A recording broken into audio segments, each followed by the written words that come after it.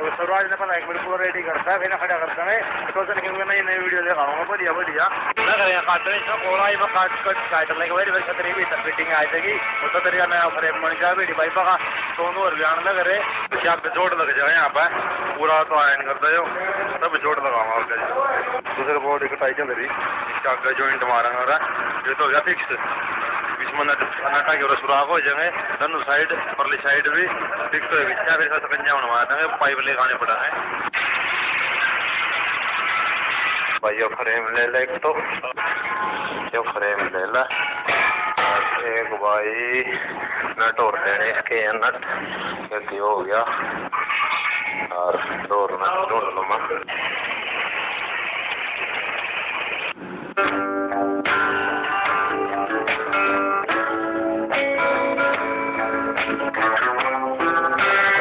Frame हो गया ready. देखो भाई यहाँ बोल्ट अंदर ही लगवा दिया हमने क्योंकि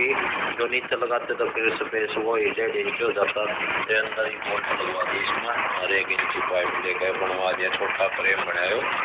और अब इसकी रेडी हो गई साइड भी दोनों का नट लग जाए 2 लगी गई ये वाले उल्टे लगवा दिए ऊपर से टाइप करेंगे तो